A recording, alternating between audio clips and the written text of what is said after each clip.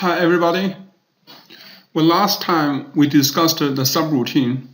In today's lecture, we will continue our discussion on subroutine, but we will focus on the calling a subroutine.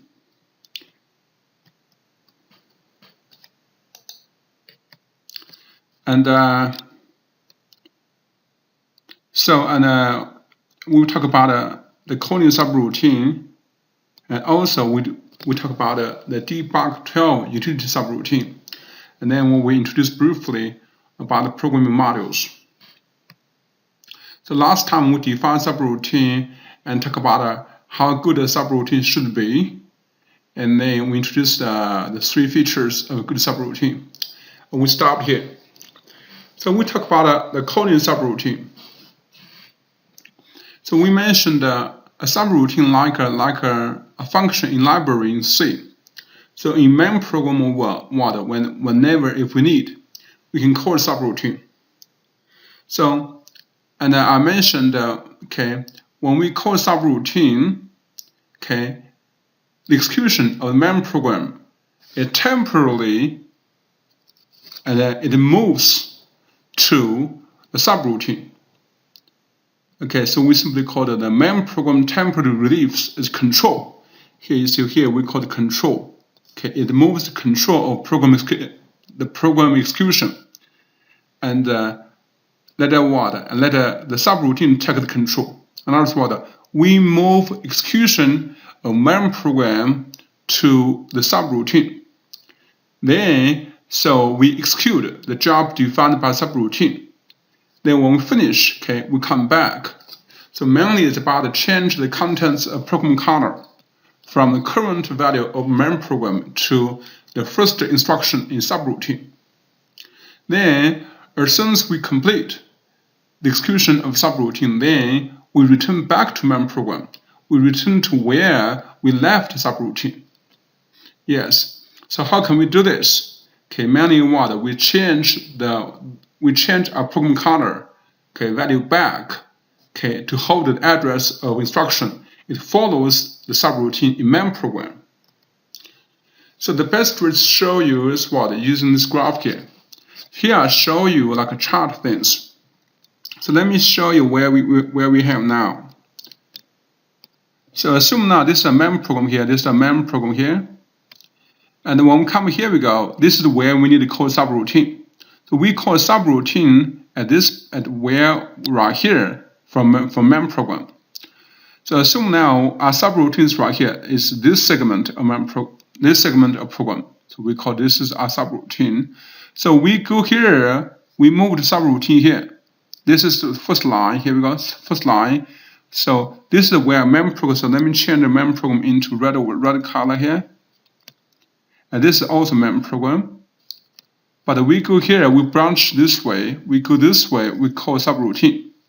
So now let's label our subroutine to blue. So start from here. We execute our main program. Now assume now this is where we end. This is the end of subroutine. When it's done, we come back. We return back to our main program from here. We continue execution of main program like this. So right here it's very easy. We see we move the execution of program from subroutine to from main program to subroutine. Then as soon as we finish, we return back to where we left, like this.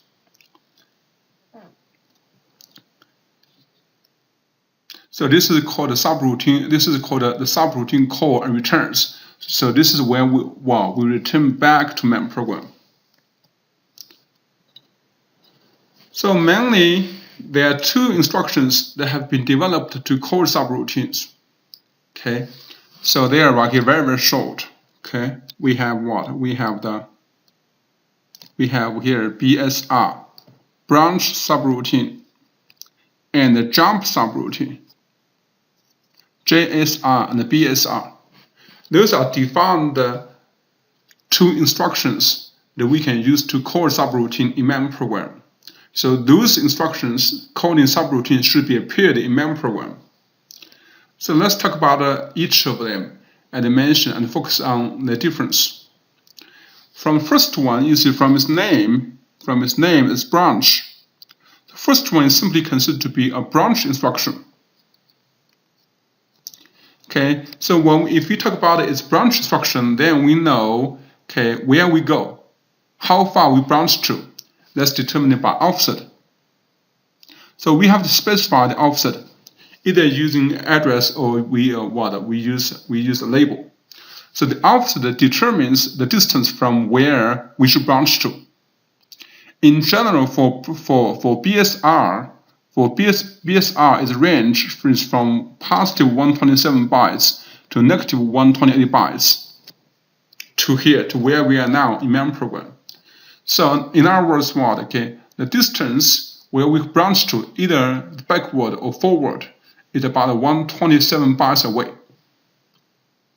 So it can be either positive or can be negative. Okay, that's determined by the offset value. Because it's branch instruction, so as I mentioned before, because its branch instruction is always using the relative address mode. Okay, when we study relative address mode, we mentioned it's always work with branch instructions. And this relative address mode, it takes up to 2 bytes. Or memory, it always takes 2 bytes of memory storage. So this is this is the operand where we branch to, always take up to 2 bytes. That's the real address we branch to, no matter you use real address or you use a label. So right here we see for branches for BSR, we are limited to a certain range of memory location we can branch to. The next one is JSR, it's jump subroutine. Okay, sounds like this one is not a real branch instruction. So for this one, because it uses jump, here we go, we can jump anywhere. So the subroutine can be anywhere in the accessible memory locations. So this one is not considered a real branch instruction. Because for branch, we are always more limited to a certain range. This one is jump. Okay, this one is what? Okay, we can call a subroutine no matter where it is in the accessible memory location, are the 64,000, are the 64K. So for JSR, the jump subroutine, this instruction to call subroutine, we can call any address mode except inherent address mode and emitted the address mode.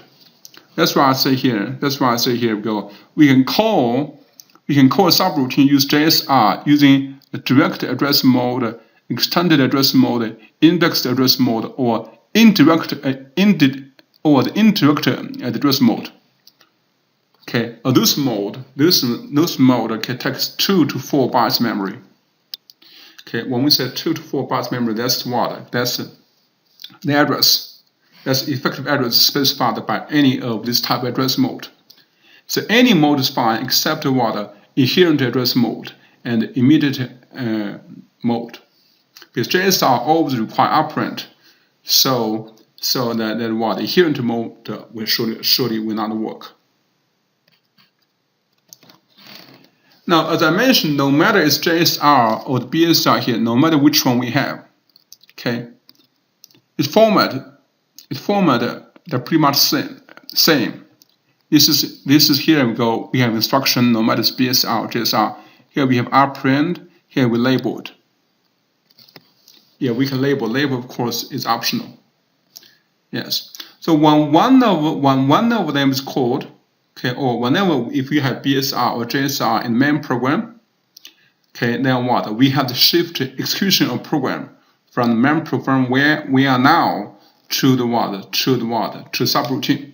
So the contents of program counter, because when we say we shift the program execution from where we are now to somewhere else, That's meaning we change our program counter value. So when one of them recalled, the contents of program counter values PC, okay, automatically saved on the stack, okay. So we can know where we left a mem program. So this is where we return after completing the execution of subroutine. So it's automatically saved. So we don't need a instruction to save the current program counter value. In this case, when the subroutine ends, we have to mark it. So we need a instruction to mark this is the end of subroutine. So when CPU see this mark, or this is like flag, okay, that means what? That tells CPU this is the end of subroutine. So CPU will return execution back to main program. So what's this mark? It's RTS. RTS, return from subroutine. So in other words, we always need a RTS. This instruction is runs in inherent address mode. Okay, at the end of each subroutine, it marked the end of subroutine. So we simply say RTS must always appear at the end of subroutine. RTS, return from subroutine. So we simply said that the job of RTS is to restore the contents of program counter, such that the instruction that immediately following the subroutine call, okay, which is the BSR or JSR in memory program, can be run. So now, if you return, as I mentioned, before we go to subroutine, the address of program counter saved. Where it's saved? It's saved on stack.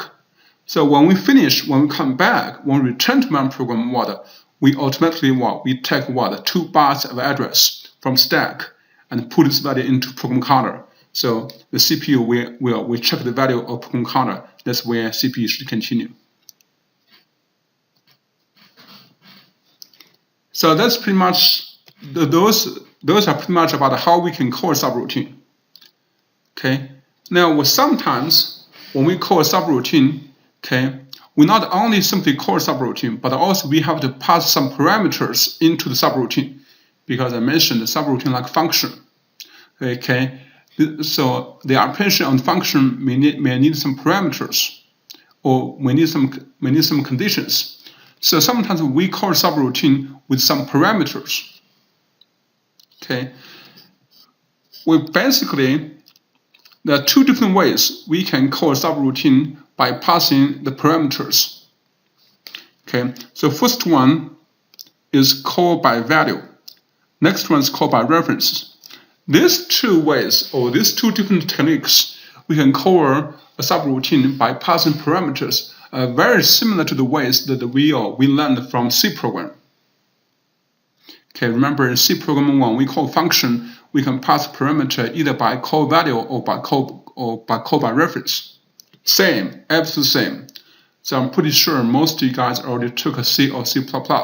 So this should be very easy to understand.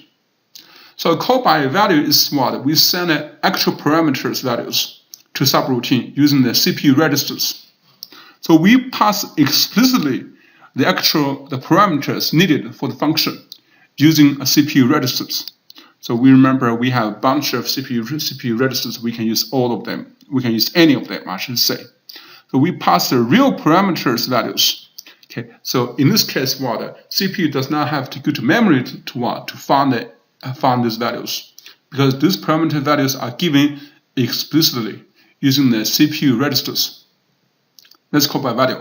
We also have call by reference. Call by reference is what? Okay. We pass the parameters by specifying the memory locations where these parameters reside. So instead of passing the actual parameters like a call by value, we pass where these parameters values the states. So that are the memory addresses. So in this case, because you pass the addresses, you never care what the real value is. So if the value is changed by subroutine, then what? These values in memory program also changed. So this one we use call by reference. Okay, whenever if we intend a subroutine actually change the contents of memory location, because you pass through addresses. So if the value at this address changed, okay, then what? All those values will change forever in this for the whole program.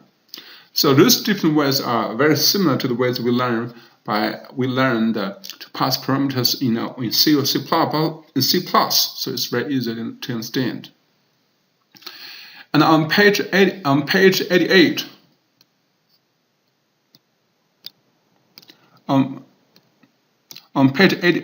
and 91, we're given two very good examples about the call subroutine using a call by reference and call by values. So I want you guys to read by yourself. So that should be very easy and very straightforward to understand. And in addition, these two ways are mainly taken from C or C++. So they are very easy to understand. So I mentioned something called the debug 12 utility subroutine. What is this about? So we just mentioned about subroutine and how to call subroutine. So to make the programming more efficient for the 68H12, okay, the developer of the 68H12 already make some built-in subroutines. They already have some subroutines built for the program. So we call it the built-in subroutines, like functions they're already developed. We just feel free to use. They're built-in subroutines. But those subroutines mainly to help the monitor and debug program of the 68H12. In other words, they're mainly designed for programmer to interfacing with microcontroller, or we can debug it. And a few of them, okay, they support the input-output operation. Okay, so they are developed helpers, okay, to facilitate the program development. It's easier for us to program. So we can check what's the value, okay, we can input the value using those subroutines. So where are those subroutines are? Where they are? So the machine code of the subroutine already stored in memory of microcontroller. Of course, because they are the functions we should never expect to change. We can only allow to use, so they're stored in RAM. Okay, they are located in RAM. We only allow to use. Okay, so we use the subroutines. We use the built-in subroutines to do. We can execute a program. We can check what's the value in a certain location, or we can change it. So view and alter memory locations. We can also modify some CPU register contents. And also we can debug our program, okay, using some useful commands. Okay, those are the main job of debug 12 utility subroutine. They are the built-in subroutines. That's why we simply call them We simply call them the monitor and debug program. It turns out that there are 18 utility subroutines built and we can use. So let me show you these 18 utility subroutines on this slide. Okay, in total we have 18 here. Let me show you. We have 18 here. Yes. And see here, this table shows us the three columns. The first column here shows the name of subroutine. Next one shows us the address where this subroutine locates. So whenever if we call this subroutine, we simply we can call these vector addresses. They're called vector addresses.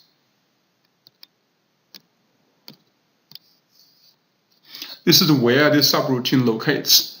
And the way we call subroutines by specify these vector addresses. And the third column is explain what's the function of each subroutine. You see, if you recall what we learned from C, you see all the subroutines right here. I'll show you. All the subroutines, they're very similar to what we learned from C, because they're taken from C.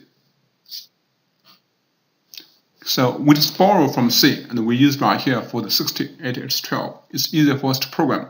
The main, get char, put char, print, the printf, or different things. So if you look at it very carefully, the second column for each memory program here, with the range is always like start from FE00 to FE22. This is the address of the RAM. Okay, remember for memory we have 65,536 locations. Okay, the address range from 0000 to FFFF. Okay, the RAM. Okay, the read-only memory. I mean, these vector addresses. Okay, for these built-in subroutines, they're located in the RAM. The address range is right here given. So if you recall what you learned from C, you will see these built-in subroutines are very easy to understand. So I don't want to go over one by one on details. Now, you see right here, for most of the program, here we go, you see we have the parentheses here. I get char, put char. So for most functions, that require some parameters. So we have to pass some parameters. So how to call these subroutines? By passing the required parameters. In general, those built-in subroutines, okay, they require what? Pass parameters using stack.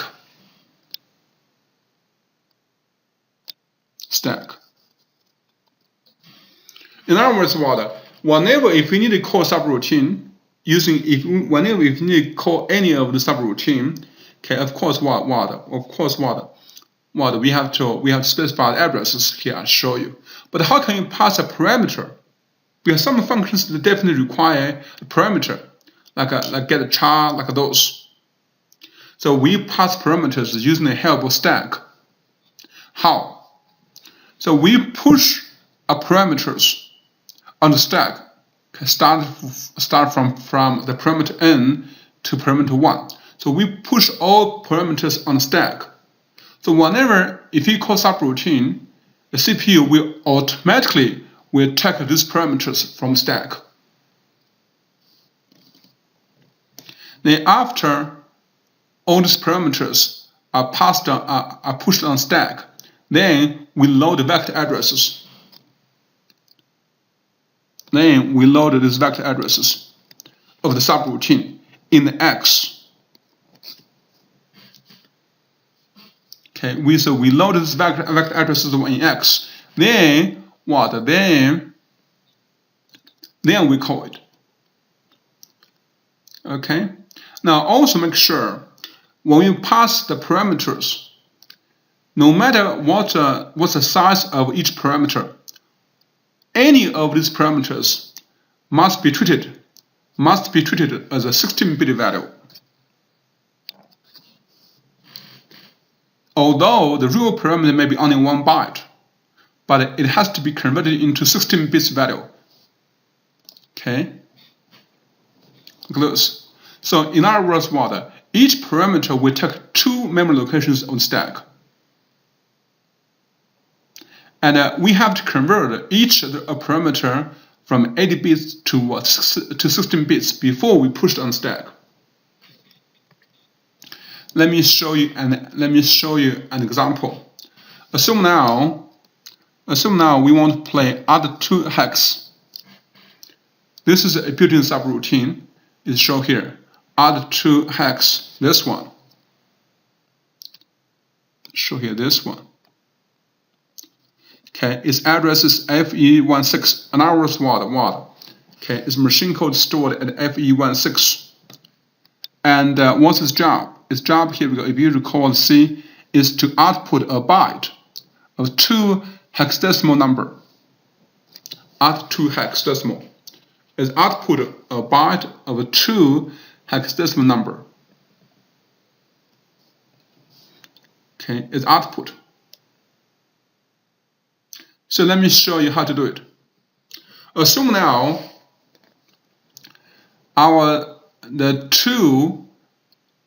the number, okay, we can display Of course, when we say output, it means what? Which it means we display on screen. Okay, assume now the value, the hexadecimal value we need output on screen is 45. This is our parameter. We hope to output this 45 on monitor or on the screen, on the computer screen. Okay, this is a parameter. Okay, we need to pass to here, but we use the help of stack. Also make sure the 45 now is 1 byte. So we have to convert it into 2 bytes before we push it on stack. So when we convert 2 bytes, it's 0045. So how can we convert 45, which is 1 byte, to 2 bytes? Very easy. We load this 1 byte into a 2 byte accumulator, D. So the first instruction, we load 45 in the immediate mode into D. So these 2 bytes, here we go. So that means what? We make this value to be 45, this value to be 00. The total is 16 bytes. But this is D. This is D. Then what? So we converted this value to 16 bits. Okay, then we push to D. We push this value in stack. Now it's what? We already saved this value in stack. Then we call the function. When we call function, I mentioned what? We load its effective, the vector address into X. Remember here I mentioned. Here we go. We load the vector address of subroutine into X. Then we call the subroutine using the JSR or the BSR as I show you. So we load the FE16 immediate mode into X. In other words, we make X points to where the other 2 hex machine code locates. So this is FE16, this one. This one. We load this FE16, which is the vector address for this routine, to X. In other words, we make X points to FE16. That's where we need the CPU to fetch its machine code. So after we load this value into X, then we call it. Okay, we call it. Okay, here we use the JSR. We use JSR, jump subroutine, that's fine. Okay, we jump subroutine where where X points to 0x. This is fine. So JSR 0x means what? We call the subroutine. We call what subroutine? We call the jump subroutine where X points to. It means what? It means what? We call the R2X. So now we can see this instruction is man do the job of code subroutine R2 hex. So this is pretty much done by the output value of 45 in 2 bytes on the monitor or on the computer screen. But make sure at the beginning we saved we saved the 45 as okay. Now here we go. Here, when we push the value of 45 into stack, okay, we push D in the stack. That means we already passed the 45 as parameter into R2 hex. So after we call, we need to restore values. So we need to clean up the stack. Because we pushed the value 0045 in the stack. Now we clean it. That's the way in general we should do, like restore value. Pull X.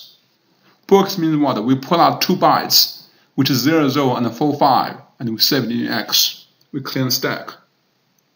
Okay, that's the value we already used. So that's a very good example about a core subroutine. And so we see all parameters here. There are 3 subroutines that are very, very useful for user interactions and for debugging purposes. Those 3 suppose are they are very familiar for you. because they are took from C. So let me show you where they are. They took from C. They are printf, get char, and put char. And the format for passing parameters are also the same as C. Names and routines are keep the absolute same as in C. Okay, if you took C, then what? The way we use them are absolutely the same. This is mainly for us to show something a monitor, or we can input whatever our parameter is. Like this is very easy to understand. So I want you guys read the book on page 95 to 96 by itself. So they give us a very good description about each of the debug 12 utility subroutines. And also we're giving some examples. I want you guys read by yourself, and they are very easy to understand. So main things I want you to learn is about how to code them, about how to pass a parameter using the helper stack.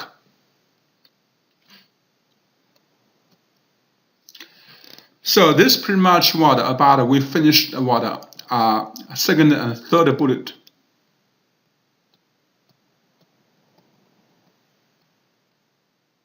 Yes, we pretty much we finished this one.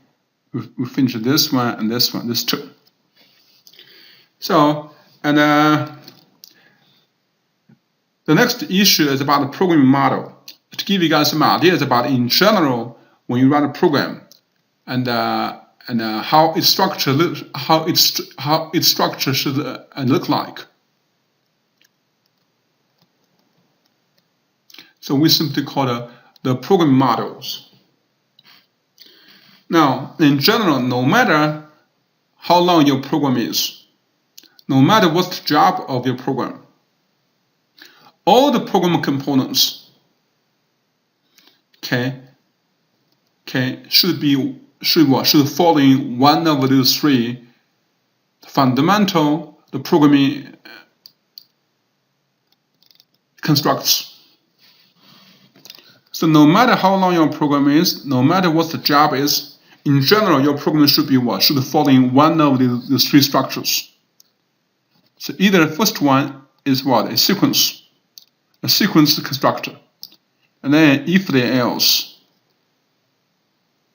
and then do while. In other words, when you run a program, even though your program is long or very short, you have different program components. So those program components should follow one of those three structures. The sequence, if then else, and do while. The best way to understand these three programming constructs is to show some chart. So let me show you here. So if you took a database, or if you took a data structures, or the programming structures, so this should be very easy to understand. So here I show you about the structures we can program, or we can for any of the programming components. The sequential, if then else, and do while. A sequential is what? Assume now the part of your program is to do different things sequentially. Then we do one by one. We finish first task, the second one, we do this way. Next one is if then else. So assume now, a model in your program is to do some testing. If the test result is yes, then we perform task A. If not, we perform task B. So if then else, so we test a condition. I'm pretty sure we already did some examples before. Next is do while. Do while meaning like a loop. Also do testing. But if yes, then we do some sequentially like this.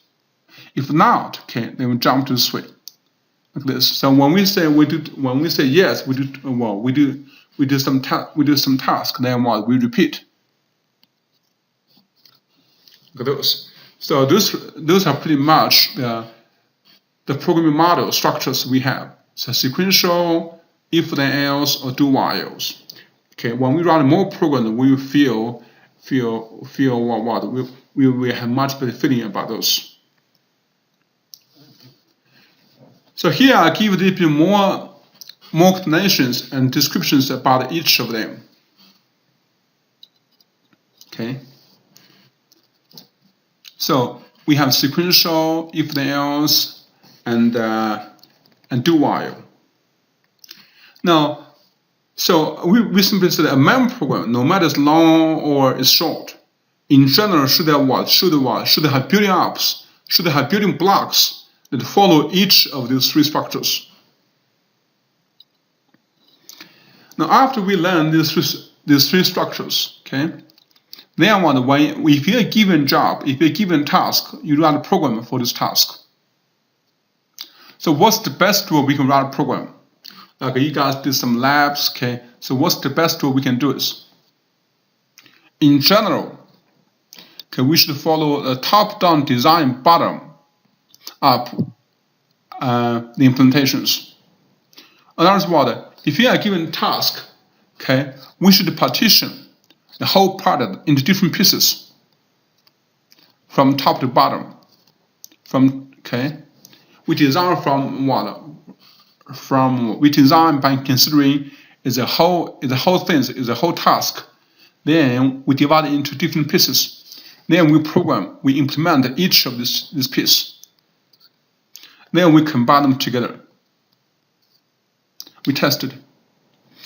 Of course, we should test the individual piece first. Then we combine them together. We test again. When necessary, okay, we should use the graphical tools to illustrate the programming organization and the flows, like the way that we did some exercises when we had a review session. Okay, remember we had programming problems, and I show you how to illustrate it. Okay, using some charts. Okay, we divide into different pieces. Say what we should do first, what we should do next, and what we should do end. Then how to make a loop like this. So we use some structure chart and like this. Okay, as I'm pretty sure I show you this very well when we did some problems on board. Okay, but also make sure we do a good documentation. Make sure we have sufficient the comments for those, and we give the reasonable names to illustrate the different subroutines and variables, and also make sure we have pretty printing. We use some space to show the control flows, so we make our program so we are documented, so other people they can understand our program very easily. So this shows you some techniques when you program. So by this we pretty much come to the end of this lecture, and make sure this is our last lecture for the programming. Then next time we move to hardwares. We move to the 68H12 hardware subsystems. So we spend most of the time of this course learning about learning about how to program, learning about how to use the instructions. And we have two homeworks, and we have two homeworks, right? Homework 6 and homework 7. Now I want you guys to start working on it. But also I want you to read section 3.6.1 about the programming techniques. And they give us some good ideas about how we can program. And these are good problems I want you guys to try. They're very, very helpful. So this is pretty much we prepared for this lecture. So starting from next time, we will move to hardware.